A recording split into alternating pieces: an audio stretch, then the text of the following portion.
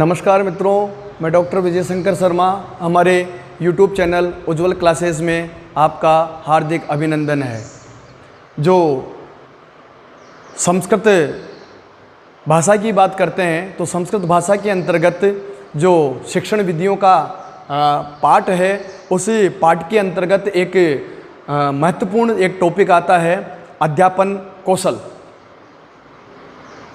पढ़ाने के दौरान हमारे में कौन कौन सी कुशलता होनी चाहिए, कौन कौन से सोपानों पर हमारी जो पकड़ है वो मजबूत होनी चाहिए, जिससे जो शिक्षण का जो मुख्य उद्देश्य है उसकी पूर्ति हो सके। शिक्षण विधियों की हमने चर्चा कर ली है। भाषा शिक्षण के सिद्धांत हैं, उन सिद्धांतों के ऊपर हमने चर्चा कर ली है। भाषा के चारों कौशलों के ऊपर हम विगत कक्षा में चर्चा कर चुके हैं। आज का जो हमारा महत्वपूर्ण टॉपिक है ये है अध्यापन कौशल। अध्यापन कौशल, अध्यापन कौशल। इसके अंतर्गत आज हम चर्चा करते हैं जो पहला अध्यापन का कौशल है प्रस्तावना प्रश्न। पहला कौशल है प्रस्तावना प्रश्न। सभी परिचित होंगे प्रस्तावना प्रश्नों से। किसी भी प्रकार की पाठ्य योजना हो, चाहे व्याकरण की हो, चाहे गद्य की हो, चाहे पद्य की हो, चाहे नाटक शिक्षण हो, उसके अंतर्गत सर्वप्रथम जो पाठ्य योजना का सोपान है उस सोपान में पहला है प्रस्तावना प्रश्न। क्या उद्देश्य हैं, क्यों प्रस्तावना प्रश्न रखे जाते हैं, प्रस्तावना प्रश्नों का उद्देश्य क्या है, इनके उद्देश्य की बात करते हैं तो पूर्व ज्ञान परीक्षण। पूर्व ज्ञान परीक्षण, पूर्व ज्ञान परीक्षण। छात्र के द्वारा जो पहले प्राप्त जो ज्ञान है उसके बुद्धिस्त जो उसको उस विषय वस्तु का ज्ञान है, उस ज्ञान की परीक्षा करना, उस ज्ञान का परीक्षण करने के लिए सबसे पहले प्रस्तावना प्रश्न पूछे जाते हैं। अर्थात जो पूर्व कक्षा का जो उसने ज्ञान हृदयंगम कर रखा है वो कितना है, उसको जांचने के लिए हम सबसे पहले प्रस्तावना प्रश्न रखते हैं। प्रस्तावना प्रश्न पूछने के उद्देश्य कौन कौन से हो सकते हैं उनके ऊपर हम चर्चा करें तो सबसे पहले हम उद्देश्य की बात करते हैं। प्रस्तावना प्रश्न के उद्देश्य, प्रस्तावना प्रश्न पूछने के पीछे उद्देश्य, कौन कौन से उद्देश्यों की पूर्ति हेतु प्रस्तावना प्रश्न होने चाहिए। क्या है ये प्रस्तावना प्रश्न, किस उद्देश्य की पूर्ति करते हैं? जो ज्ञात ज्ञान है, ज्ञात ज्ञान से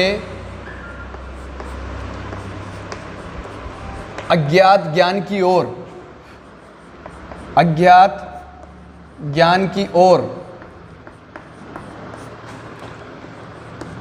अग्रेषित करने हेतु,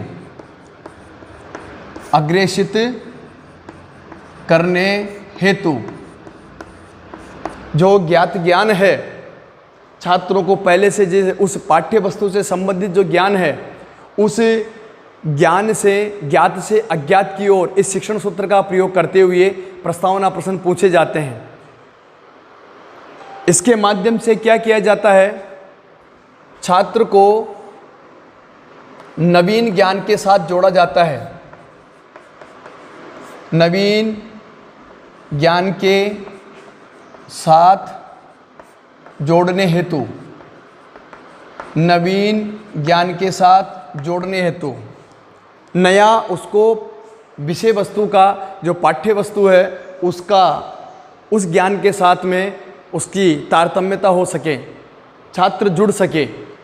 तीसरा है कि शिक्षण के प्रति जो बालकों में एकाग्रता उत्पन्न करने हेतु, अर्थात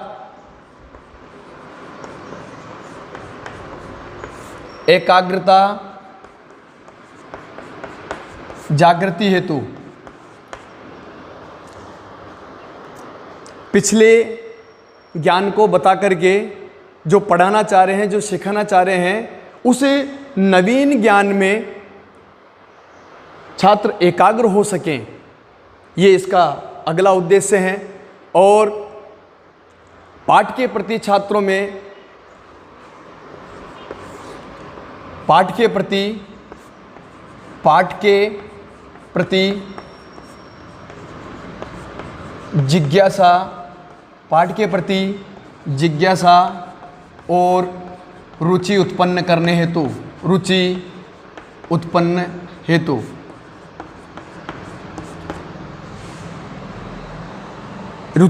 करने हेतु, क्योंकि निश्चित है कि हम कोई भी अध्ययन करते हैं, जिस विषय के प्रति हमारा इंटरेस्ट होता है, हमारी रुचि होती है, उसको हम बहुत जल्दी सीखते हैं।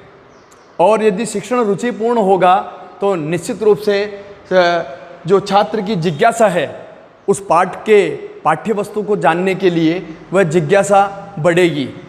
और जिज्ञासा बढ़ेगी तो उसको उस विषय के बारे में अधिक जानकारी प्राप्त होगी।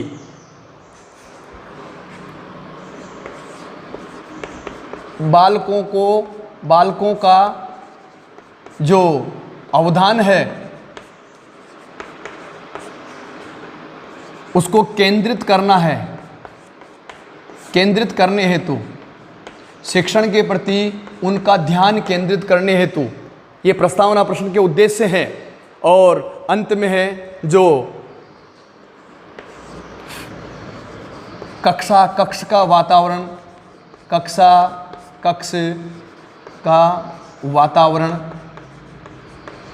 वातावरण शिक्षण योग्य बनाना, शिक्षण योग्य निर्मित करना, शिक्षण योग्य निर्मित करना। बालक को उस विषय की ओर अग्रेसित करना, बालक में इंटरेस्ट पैदा करना, और जो हम पढ़ाना चाहते हैं वो छात्र अच्छे से सीख सकें, इसलिए एक शिक्षण का वातावरण भी निर्मित होना चाहिए। ये सबसे पहले प्रस्तावना प्रश्नों के उद्देश्य हैं। इनके माध्यम से हम वातावरण निर्मित कर सकते हैं। क्लियर है? ज्ञात से अज्ञात की ओर, नवीन ज्ञान के साथ संबद्धता बनाने हेतु, एकाग्रता जागृति हेतु, पाठ के प्रति जिज्ञासा और रुचि उत्पन्न करने हेतु, बालकों का शिक्षण के प्रति ध्यान केंद्रित करने हेतु, और कक्षा का जो वातावरण है वो शिक्षण हेतु तैयार करने हेतु प्रस्तावना प्रश्न पूछे जाते हैं। अब इन प्रस्तावना प्रश्नों की बात करें कि प्रस्तावना प्रश्नों का स्वरूप कैसा होता है, उसमें क्या क्या होना चाहिए, क्या क्या उसकी सीमाएं हैं, क्या क्या मेन चीज़ है उसमें, कि कैसे उनका स्वरूप होता है प्रस्तावना प्रश्नों की, उनकी हम बात करते हैं। देखो बेटा, तो इसको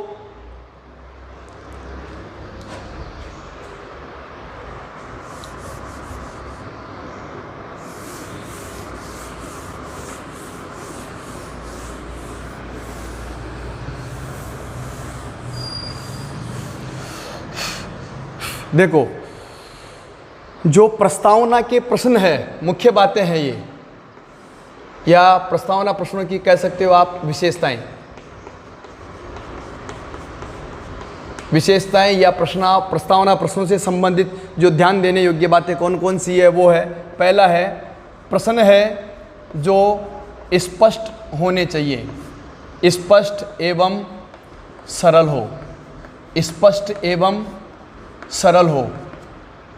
ठीक है। दूसरे हैं छात्र के स्तर अनुसार होना चाहिए, स्तर अनुसार हो, छात्र के स्तर के अनुरूप हो। 6th क्लास का हम पाठ पढ़ा रहे हैं तो जो प्रस्तावना प्रश्न है वो 5वीं क्लास के लेवल के होने चाहिए। ऐसा नहीं है कि हम 6ठी क्लास के बच्चे को पढ़ाना चाह रहे हैं और हम 10वीं क्लास से हम प्रस्तावना प्रश्न ला करके रख दिए, तो जो उद्देश्य है उसकी पूर्ति नहीं हो पाएगी। ये क्या है?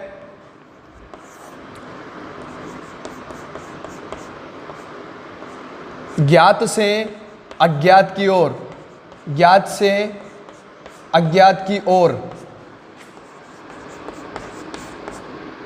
ये जो शिक्षण सूत्र है इसका प्रयोग हो, ज्ञात से अज्ञात की ओर शिक्षण सूत्र का प्रयोग हो,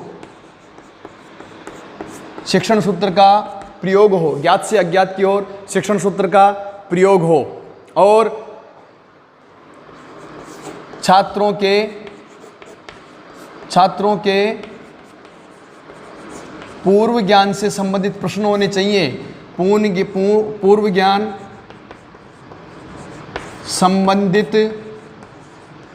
प्रश्न हो, ठीक है, पूर्व ज्ञान से संबंधित प्रश्न हो और अधिकतम प्रस्तावना प्रश्नों की संख्या अधिकतम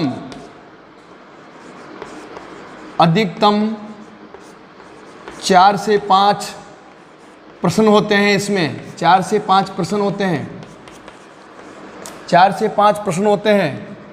अंतिम प्रश्न, जो अंतिम प्रश्न है 5वें नंबर का या चौथे नंबर का अंतिम प्रश्न समस्यात्मक होता है। अंतिम प्रश्न समस्यात्मक प्रश्न होता है। अंतिम प्रश्न समस्यात्मक प्रश्न होता है और इसी अंतिम प्रश्न के माध्यम से, अंतिम समस्यात्मक प्रश्न के माध्यम से उद्देश्य कथन स्पष्ट होता है।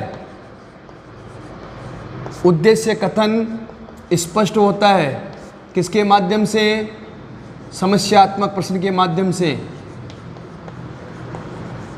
समस्यात्मक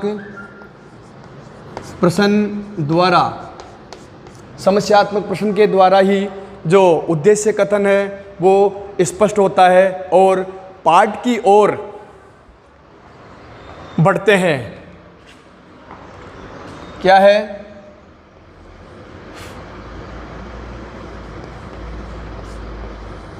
पाठ की ओर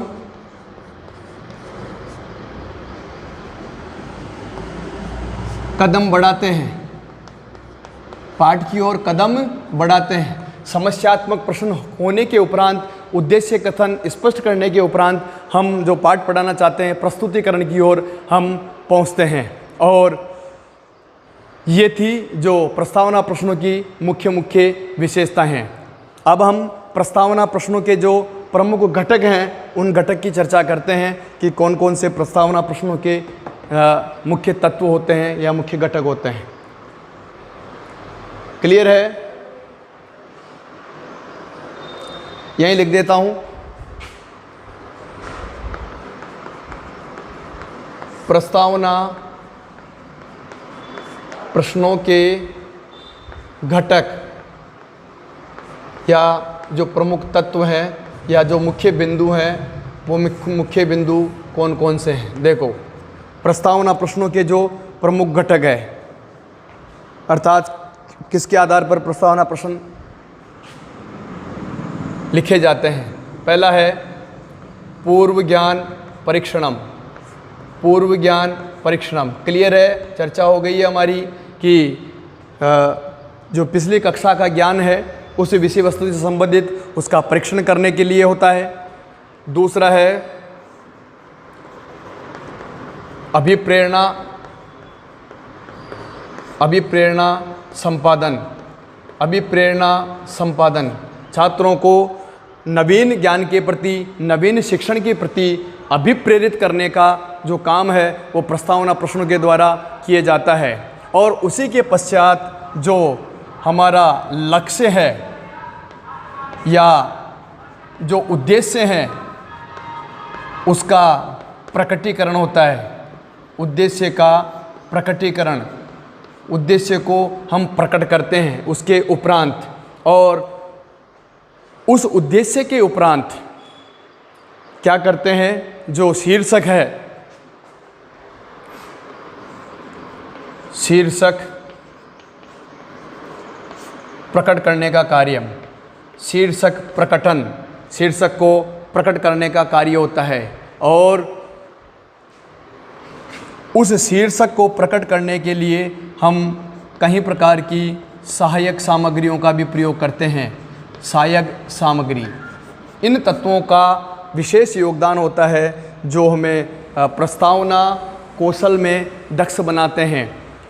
जो उद्देश्य बताए थे उन उद्देश्य की पूर्ति के लिए इन विशेषताओं को ध्यान में रखते हुए हम ये प्रस्तावना प्रश्न के जो घटक हैं, जो तत्व हैं, उनको हम अच्छे से सीख पाते हैं।